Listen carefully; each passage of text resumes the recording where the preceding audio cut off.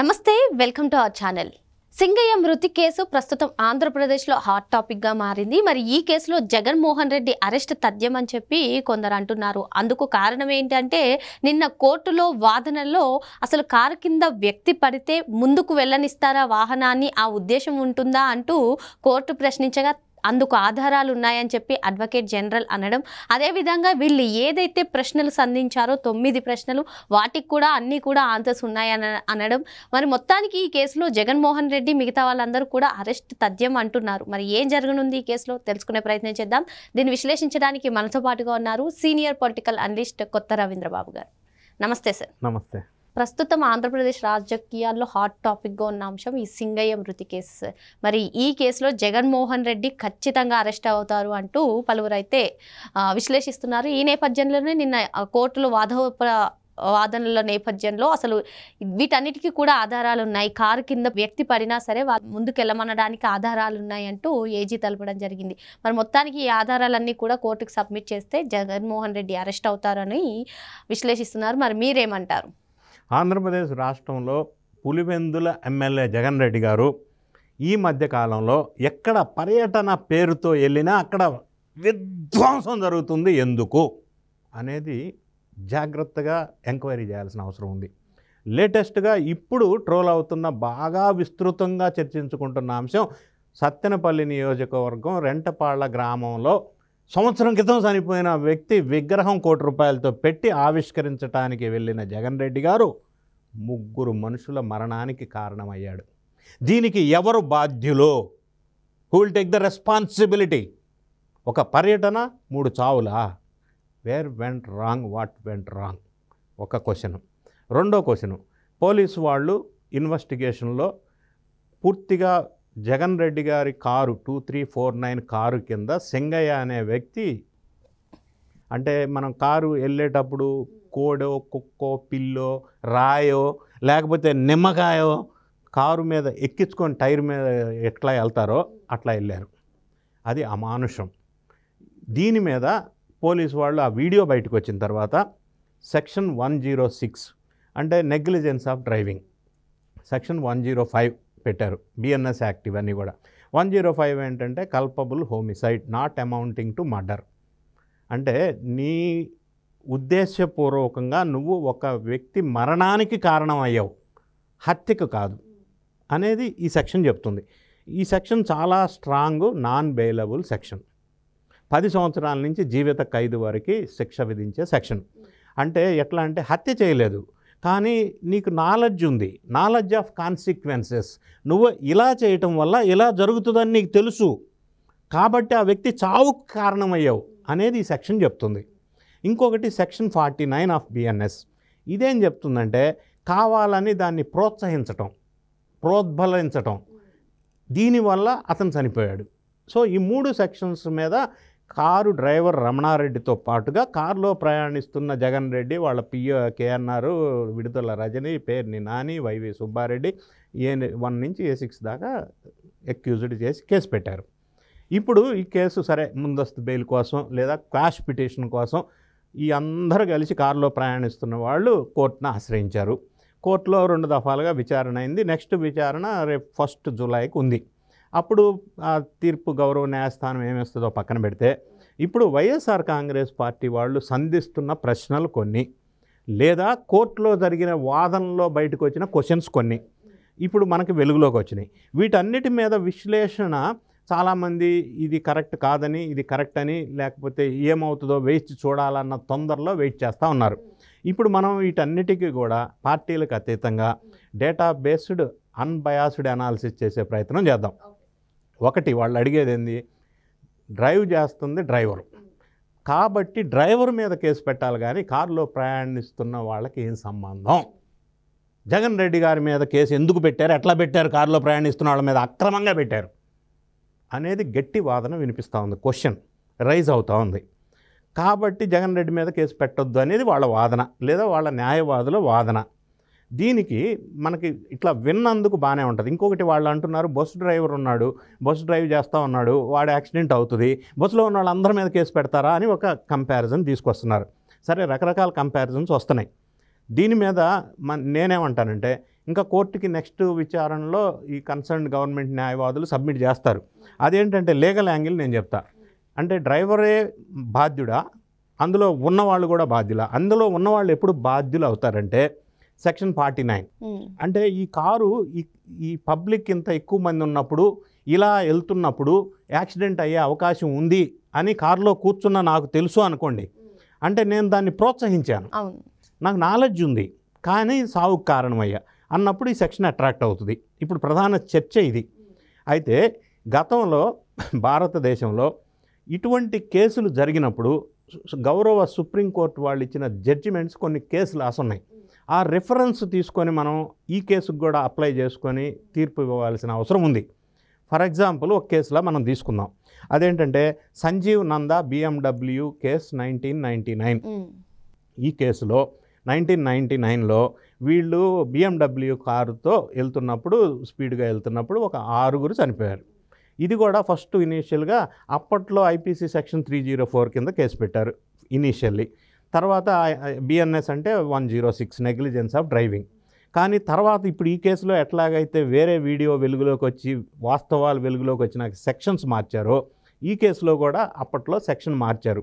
ఈ negligence of driving అంతా పోయి 302 కింద కన్వర్ట్ అయిపోయి ఇది కావాలని లోపల ప్రయాణిస్తున్న వాళ్ళ అవగాహనతో జరిగింది కాబట్టి డ్రైవర్ ఒక్కడే కాదు, ఈ లోపల ఉన్నవాళ్ళు కూడా శిక్ష అనుభవించవలసిందే అని కోర్టు జడ్జిమెంట్ ఇచ్చింది. ఇది ఒక రిఫరెన్స్గా మనం చెప్పవచ్చు. రెండోది Salman Khan hit and run case ఒకటి మనకు గతంలో విన్నాం.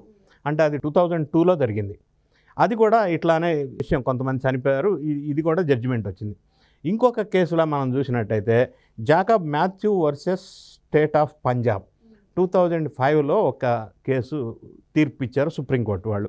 అందులో కూడా ఏమైందంటే అందులో ప్రయాణిస్తున్న వ్యక్తులు ఎవరైతే ఉన్నారో వాళ్ళు తెలిసి స్పీడ్ డ్రైవ్ చేయకూడదని తెలిసి ప్రోత్సహించడం వల్ల డ్రైవర్ స్పీడ్గా పానిచ్చాడు, దానివల్ల కొంతమంది చనిపోయారు. ఇది criminal offence, knowledge of consequences అని అందులో ఉన్న వాళ్ళతో సహా డ్రైవర్తో సహా కేసు శిక్ష అర్హుల్ని చేశారు. సో ఈ 3 కేసు లాస్ ప్రకారంగా మనకు అర్థమవుతుంది ఏంటంటే ఈ కేసు రిఫరెన్స్ ఇది కాబట్టి ఇందులో ఉన్నవాళ్ళు డ్రైవర్ని విచారణలోకి తీసుకున్నప్పుడు ఈ డ్రైవరు రమణారెడ్డి డ్రైవరు, జగన్ రెడ్డి గారి డ్రైవరు, ఆయన ఏం చెప్పాడంటే నన్ను వీళ్ళు పానీ అని బలవంత పెట్టారు, నేను పానిచ్చాను. రెండోది డ్రైవరు డ్రైవింగ్ సీట్ దగ్గర ఫ్రంట్ టైర్ నిమ్మకాయ ఎక్కినా మనకు తెలిసిపోద్ది, మరి మనిషి పడిపోతే తెలియకపోవటం అనేది ఉండదు, లోపల వాళ్ళు పానీయమని అన్నారని చెప్పారు. కాబట్టి ఈ మరణానికి లోపల కూర్చున్న వాళ్ళు కూడా బాధ్యతలు వహించవలసిన అవసరం ఉంది అనేది ఒక లాజిక్గా మనకు కనిపిస్తుంది. రెండో లాజిక్ వాళ్ళు మాట్లాడుతూ ఉన్నారు, వైఎస్ఆర్ కాంగ్రెస్ పార్టీ శ్రేణులు ఏమంటారంటే ఆయనకి సెక్యూరిటీ పోలీసు వాళ్ళు ఇవ్వాలి కదా, మరి సెక్యూరిటీ ఇవ్వలేదు, గవర్నమెంట్ బాధ్యత కదా ఇది, ఈ మరణానికి గవర్నమెంట్ బాధ్యత వహించాలి అంటారు.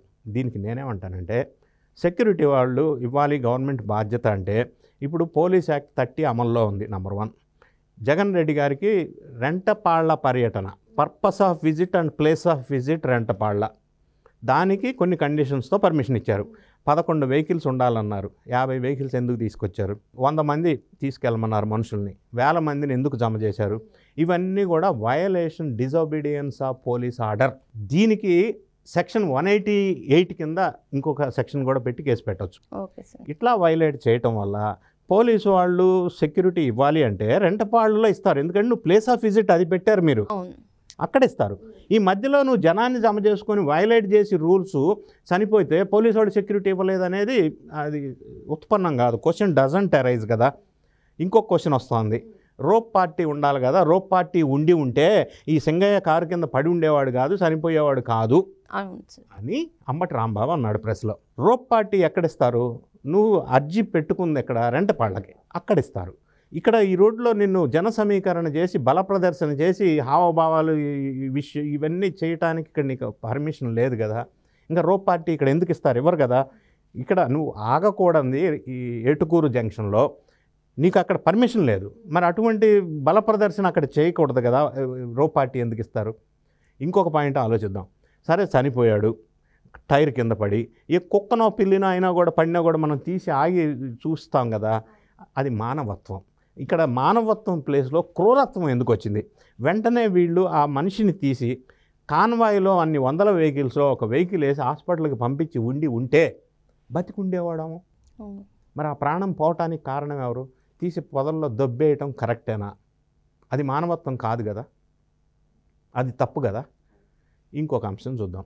వాళ్ళు అడిగే క్వశ్చన్ ఏంటంటే, ఇంతకుముందు నారా చంద్రబాబు నాయుడు గారు కందుకూరు పర్యటనలో 8 మంది చనిపోయారు.